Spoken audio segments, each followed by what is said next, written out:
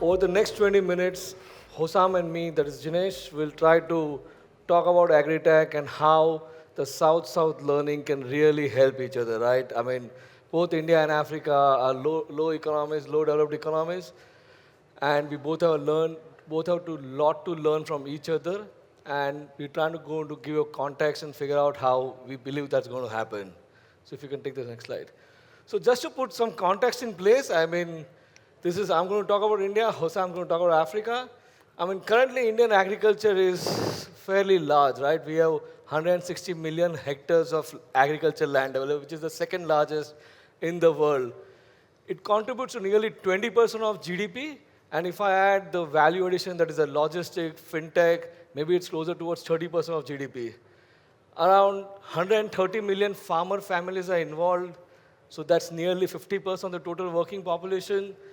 We do like exports of $50 billion, and we've been trying to be one of the largest producers in everything, right? We are the largest in milk, we are the second largest in the grains, probably the largest or the second largest in horticulture. This is looking good, right? But it has not happened overnight. I mean, this is a journey from right from independence. When India got independence, agriculture was in complete disarray. And India generally evolves or moves to next level when there is a crisis, right?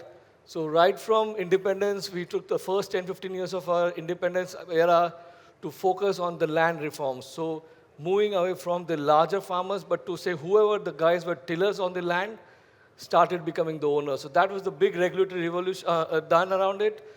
In 60s and 70s, India faced famines and we had food crisis.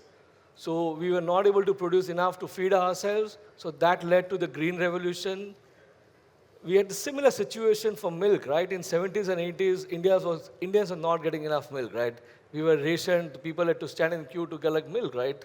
So that led to White Revolution. Dr. Kurian, he's the godfather of the Indian milk revolution. 90s, the entire country went through a shit, right? And we had a situation that we had to pledge our gold. And that led to India liberalizing. India started becoming part of the global world. India started getting into taking the baby steps of globalization and urbanization. And 2010, right, I mean, was an era where everything was looking slow, but that was the era where mobile came into picture. India moved from no telephone to 100% mobile in like 25 years. So 2010 was the era which started out. In 20s, like what has really surprised even the Indians who were part of the growth story, the digitization and the financial inclusion of every Indian due to Aadhaar, Jandan, the trinity of Aadhaar, Jandan, and UPI, that has changed the way how the entire business happens in India. I mean, Hossam, I'm just going to the next slide. I'll let you talk about what's the similar situation in Africa for you. Thank you very much. So I represent a fund called the Climate Resilient Africa Fund. And if you'd like to know what a climate fund is doing investing in agri and food tech, I invite you to look at our impact strategy, which is distributed outside on the coffee tables in the break. So if you were to land from another planet onto Africa and just scratch the surface of what African ag looks like, you would find some of these characterizations. 80% of the food farmed in Africa is farmed on less than 1 acre. An acre is about half a football field. So that's extremely small, very inefficient. 40% of food in the chain is lost just through bad infrastructure. 80% of our land is rain-fed, so we're limited by the times of year where it rains, and we're very climate vulnerable. We're the world's most food-insecure geography. Biggest importer by GDP, biggest importer by quantum, at $50 billion per year. We are the world's biggest arable landmass, but only receive 1% of Agtech funding. And it's complicated by the reality that it's not one geography, right? It's 54 markets and 48 currencies. So these are some of the obstacles that we have. As a fund, just to give you a flavor, the sorts of things that we invest across include precision farming, fertilizer, or biotech, new foods and organic fertilizers, insect protein and new foods. We've backed a seafood live chain opportunity, so we're midstream innovation backers as well. And we very much like, as I'll be explaining in this session, credit and financial products across the value chain. So Jinesh, what difference did tech end up making for Indian ag? Right, cool. I mean, let's go to the next slide. Look, I mean, the technology in India, the Agtech, what we call, and the Omnivore's journey is more or less overlapping, right? We were the first one to be a 100% agri-tech investor in the Indian ecosystem. And we started working in 2010-11. That was the time frame when we started out the fund. And the first 5 years of Indian Agtech was boring, right? We were the only guys doing investments, follow-ons was all done by us. And it was slow. Agritech was not, no one wanted to do agritech investments. Getting international investors was also a difficult job. And the startups which were involved, they were not really focusing bigger problems. They were trying to solve the productivity problems and trying to create companies which could be sold to some strategic players. Right? Fast forward, but even in those difficult times, I mean, we could create companies. We invested in companies like Ecos and Stellabs and Eruvak. I mean, these were the few companies which helped us to create the agritech to a next level, and that's where the next 5 years happened, right? That was a time when we got international investors noticing about the Indian agriculture sector, the potential about it, and that's where we could raise our next fund, right? And also that was the era where few major things happened out, right? In 2015-16, Jio Mobile, which was launched, that gave connectivity to rural India, right? The previous mobile networks were not focused on the rural markets, only on the urban markets, but Jio disrupted the entire mobile data market in the country, and that led to a network effect, right? The startup entrepreneurs which are just focusing on point solutions started thinking big, started thinking of network effect, and started creating larger companies, right? And we were blessed to get companies like Dehat, Arya, Nico. They all became real because of the mobile network density happened in the country, right?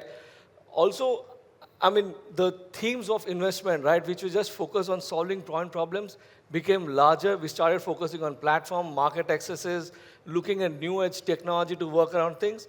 And that led to a situation where the global VC started looking at Indian ecosystem. That led to the Indian VC start looking at the Indian agri-tech ecosystem. The last 5 years, I mean, what we call is the phase where we're starting to get better. We're starting to become bolder. We are now starting to look at making technology solutions not only for the Indian markets, but for the global markets in the Agtech. The investors are now considering agri-tech as just not a way to one more sector, but an asset class on its own. People are willing to put money because they believe that in agri-tech you can make money. And we have started seeing co-investments for more generalist VCs, whether it's Indian or global. I mean, we also saw a lot of corporate VCs trying to get involved, and that's really took the journey. So that's how it has really evolved in the last 15 years. I mean, if you go to the next slide, all this journey of last 15 years for us helped us create investments in 4 different categories. What we call is the digital value chains, which is where we use the digitization and the internet to scale up. The other, we call it emerging technologies, that is technologies, whether it's IoT or biotech or anything what we are doing for India as well as the global markets. And fintech, right? Fintech is one of the most important, crucial point for any agriculture business. I mean, the biggest challenge for any agri-tech business is to get working capital finance. So, and that's where the inclusive fintech has happened. We also looking at sustainable brands because with rising per capita income, people are trying to get better quality food and branded food, and that's where we started the journey. So the last 15 years helped us evolve into this kind of portfolio. But Hossam, I mean, when we look at India, we have gone through this evolution. I'm sure at Africa you would have the similar journey, but would love to get more perspective on the same. So thank you, Jinesh. African ag goes back 10 years, but I would argue that we don't have an ecosystem yet. There's only been a few players come into the market and have some kind of traction, and the space has only really drawn about $300 million of investment so far over 10 years, and half of that sits with 1 or 2 companies. Along the way, there's been a few legitimate trials, so companies experimenting with to what extent am I asset heavy or light, To what extent am I controlling less or more of the value chain? And there's been some successes, there's been some high-profile failures, and there are some wobbles in progress at the moment. Generally, the wobbles can be categorized into a few buckets, right? Sometimes companies are just failing to recognize the idiosyncrasies of Africa. Highly informal, highly fragmented, very low margin. And in other cases, like I said, it's legitimate trials. You have to try to know. These are the early trailblazers that are showing to subsequent founders what works and what doesn't. Jinesh, back to you. What are some of the lessons, maybe painful lessons, that you've learned along the way? I mean, those are many, right? Look, there are a few important lessons what we learned. I mean, there could be more lessons, but this is what I could identify and or articulate. I mean, the biggest one is that because in the last few years we have started focusing on a lot of manufacturing, other things. I mean, capex or capital-heavy intensive business needs to focus on creating a strong moat, right? If you don't have a moat and you're a Me Too player, you're just going to die down at some point of time. I mean, the other thing which is very important, not only for agri-tech startups, but for overall startup ecosystem, that it's just not P&L, but also the cash flows which really matter, especially in the business in agri-tech where the margins are low. So that's important. Third is, we don't like to invest, or if one is investing into low margin business or doing trading business or GMV business, at some point that's going to lose the steam, right? So you need to focus on getting better margins. And that's very critical because every VC would like to invest into fast growing business, not bothered about bottom line. I mean, when we invest, I mean, it's important to understand that agriculture sector is not like tech sectors where you'll have a euphoric exit valuations. So we need to really focus on coming at the right entry and exit valuations. I mean, in the last few years, what we have realized is that when we started out as Omnivore as a fund, right, people didn't realize that technology in India was valuable, right? But in the last few years, the biotech industry and the deep tech industry has been able to create enough IP so that now it's being recognized globally, and there is a higher entry to barrier for the same. I mean, climate is no longer an option, right? It is a reality, right? Anything what we do in agriculture, if there is no climate benefit, I think at some point that is going to stop scaling up. And IPOs in Indian market is truly a realistic situation, right? We have more IPOs, the market is getting more deeper, but for that you have to create right companies with right financial parameters. And the last thing what we realize is that Indian agriculture opportunity is global, especially for the South-South benefit, right? That's what we believe is going to happen around it. I mean, what are the lessons? I mean, these are the lessons we have. Where do you think you are right now? Yeah, so really so far, right? This is work in progress. Africa is an emerging agri-tech ecosystem, but we have, from our initial studies and spending time in the market, we've taken away kind of 5 key lessons. One is credit to smallholder farmers is the key that opens other doors, right? They dominate the agricultural landscape, they dominate food production, but they are notoriously short of credit, and as a result, they can't afford high-quality inputs, and that's why our yields perform at half or a third of where we should be and where our kind of comparable peers are. So getting credit to smallholder farmers unlocks bigger wins. Those same smallholder farmers can also benefit enormously from data, from digital advice and actionable intel, but they will not pay for that. We see a lot of companies emerging in the space that are providing advice and data to farmers and assuming that they will monetize it through the farmers. Our house view is that that will not happen. That has to be provided for them for free, and somebody else pays for it. This family here, and actually the vast majority of smallholder farmers across Africa, they earn the contribution of farming to their income is less than 20%, and they are farmers. It's less than 20%. So you have to have an extraordinarily valuable proposition for them if you are going to make a dent in that 20% contribution and make them give up time and bandwidth to leave their other side hustles in favor of agriculture. Lesson number 3 is the idea that you can add efficiency to a very fragmented and inefficient supply chain by disintermediating and cutting out middlemen. We think that that is not a successful model. That's a second house view of ours.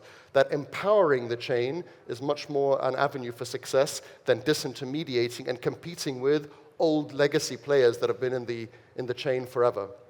The fourth one is Agtech technological solutions alone probably won't get you there.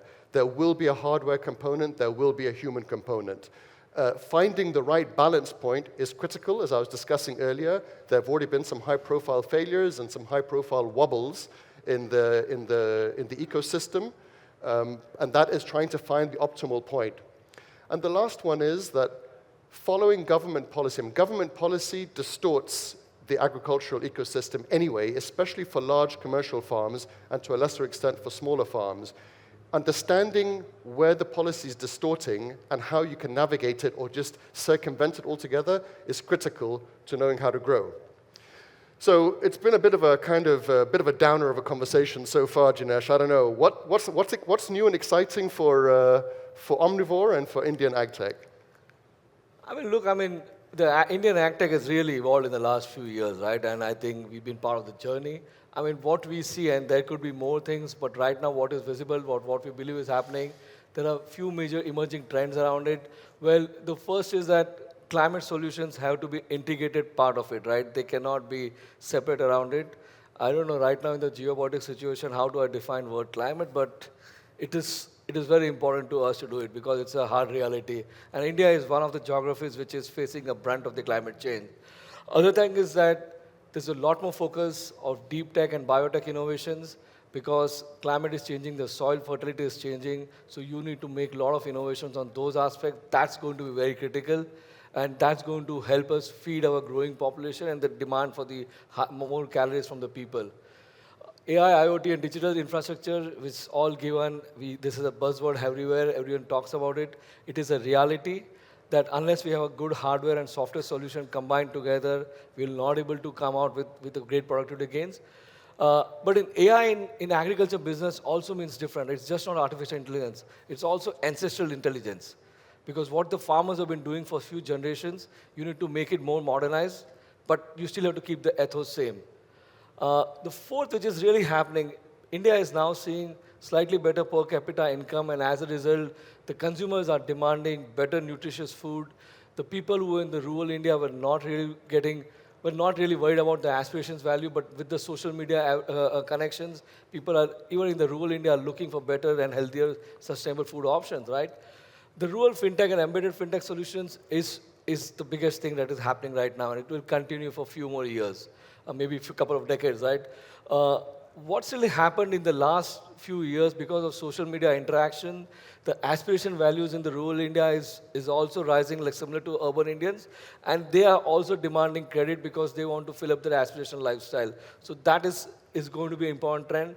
And I think the last one, which is very important for the South-South Connect, is that Indian agri-tech is just no longer focused on solving Indian problems. We are trying to solve the problems of similar problems across different geographies, and I believe that we just have started taking baby steps on the same. So that's what we are learning, right? So, if you go to the next slide, so that's for you, sorry. So when we look about the emerging trends, what about it, right? What are you seeing it, right? Where does Africa, because your journey is slightly different from our aspect, but where are you seeing the African growth, emerging trends? So thanks to our friends at Omnivore and other partners in Latin America and across South Asia, we've spent some time trying to map sequentially what came first in AgTech, what came second, and what came subsequently as you've looked over a 10, 15-year time period. And we think that the African ag space, which is probably about 10 years behind India's, will evolve as follows. The United Nations Food and Agriculture Organization estimates that there's a $100 billion per annum insurance and credit gap to African farmers. We think the first unlock is unlocking that credit. There's a number of ways to do it. So on the far left of screen, you've got fintech products, you've got product aggregation, which is a way to get credit to farmers. You've got performance monitoring of the individual farms to de-risk loans to farmers, and you've got product traceability, which again is a way to make sure that product is getting to the right places. All of these are tools that can unlock and de-risk credit going to farmers. Once that 100 billion starts to flow and farmers start to have access to credit and can buy better quality inputs and farm and produce more food, then opens up the Africa Development Bank's $500 billion a year additional value of agri-food, technology-enabled agri-food. Once the farmers can afford that, they can then afford higher quality inputs, irrigation so they're not reliant on that rain-fed environment, farm and tech mechanization, backward integration from market to farmer to reduce losses, and just generally enabling the supply chain. That 500 billion is the opportunity that we're really chasing over sort of 2 and 3 funds. And we think we'll get some help along the way. The policy environment around African ag is pretty unhelpful for the large part, but we think that there will be these vertical arrows coming in at times that we can't yet predict. But when they come, it'll create opportunities for private equity. And they include policy reforms, infrastructure upgrades, and what does the yellow say? Can't read it now, and I can't remember what it says. Anyway, but these are governmental interventions that private equity can sit in and among and exist in and among and capture opportunities. But then there's this enormous force coming from the right of screen, and we can't predict exactly when it'll kick in, but we think it's within the next decade, plus or minus, which is when AI starts to unlock prediction within the farm chain, digitization of the full chain, also AI development of genetics on the seed stage, which will produce, hopefully a boost in productivity. So I'm pretty excited. Are you excited? Absolutely. Excellent. So tell me, let's talk about capital and availability of capital. Is capital generally a help or a hindrance in India? I mean, that's a difficult one, right? Look, I mean, Agritech, when we started out, Agritech was a tiny blip in the entire ecosystem of VC investments and PE investments. But in the last few years, it has started getting steam. Even now, when people talk of funding winter, we still probably are getting the 3rd or 4th best years of Agritech investments in India, right? So Agritech investments in India is legit. What we are saying, because of the capital, sometimes excess capital, people tend to lose discipline. But over the last, overall, it has been very helpful because they've been able to not only focus on just the productivity, but also the customer experience, also the value addition aspect. So whether the capital is in the upstream, downstream, or midstream, everything, it has worked out well. It's few years where the downstream does better than upstream, but overall the growth is there, right? Right now, if you take an example, last year, 24, I think the major bump in agriculture tech investment has happened because of the quick commerce investment, right? They probably got the maximum share of capital. But overall, I think its sense is that capital is real. It's coming again and again. And hopefully we're able to deliver exits, and that would mean that it will continue for a longer time, right? So examples like Servagram in the fintech business has done well. Zepto has probably got the maximum amount of capital in the last few months. So that continues, right? If you just go to the next slide, I want to talk about what has really happened, right, in terms of fintech and the financial, what we're getting it. The first few years, we used to only focus on getting exits from strategics, right? Maybe in the first 2010, 15, 20 time frame. But what has happened now, the exits options are much more, right? You want options for strategic exits, right? We have sold companies to strategic players in the ecosystem. Now we also have financial investors, the private equity investors, the financial investors. They're all legitimately looking at the agritech sector. And so we've been able to sell a piece of one of our portfolio companies to Temasek. And in the last 3-4 years, the Indian IPO market is also real legit, right? So we are seeing a depth where people are looking to get different kind of asset classes. I believe in next 2-3 years, we'll see a couple of agritech IPOs happening around it. So it's going to be all across different financial exit options available. When we look from our perspective, right, where do you see the capital or how the capital flow has really evolved in the African ecosystem, and where do you think it's going to go about it? So ignore the graphic just for a moment. I'll come to it in a second. But most of our investors for our fund are DFIs. And there's a reason for that, and that is that this space in Africa really needs precedent at the top of the page. We haven't shown enough traction in this ecosystem. There hasn't been enough flowing in. There certainly hasn't been any money flowing out of it yet. So we really believe that quite concessional, high-risk development lens is needed at this stage just to help us prove the space. So BII, God willing, is anchoring our fund through a quite high-risk pot of capital. I know, for example, that the IFC, and I believe they're represented here, are currently giving guarantees to lenders to lend that credit out to farmers and to midstream players. Those interventions are quite helpful to show that precedent, to help Africa build its ag-tech track record. So from a capital perspective, precedent is needed, and it's probably the DFIs that are bringing it. But there's another angle to capital, and that's on the exit side of this business. So this graphic is the result of an internal exercise that we did, where we mapped 200 global agri-tech exits from US and Canada and India and the Middle East and so on, and we discounted each one to try to imagine what it would have been valued at had it exited in Africa. So some got discounted by 25%, some got discounted by 75%. And then we mapped it according to our investment verticals, and this is how the 200 distribute on that chart. What you see is that 75% of these exits are valued at sub $200 million. And when you back integrate the sort of the cap table story there, it means that you have to have some very disciplined and responsible valuations at the beginning. And I really stress the word responsible. I could have called it sensible, I could have called it market-based, but I said responsible as opposed to irresponsible. Because if we start following the trends of other geographies, and I'm going to also pick on India, given that Jinesh is on stage with me, where valuations got silly, you actually stand to destroy the precedent you're trying to set by not giving the market a chance to continue to grow. Then the story will be one of down rounds and companies that actually were perfectly robust, but just failed because the funding story fell apart. So we believe sensible and responsible valuations at the beginning, leading to a majority of exits happening in the middle, in that bottom category of sub $200 million. So that's our story, really. It's time to conclude. I think we're running towards the end of time. So let me just leave you with the following closing thoughts. What has Africa, or what have we learned from India or in South Asia so far? One, credit is key to unlocking that smallholder farmer. We believe it very much. Sensible and responsible entry valuations are critical. Government policy is as important a growth strategy as adjacent markets. So following where there's a where there's a policy that is enabling to your business is as important as growing to a market that is in a convenient location.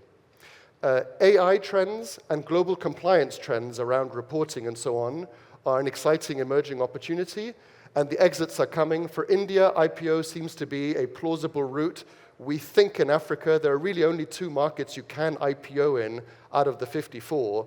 I mean, maybe 3, but certainly 2. We think the strategics are the most likely exit route for African ag-tech opportunities.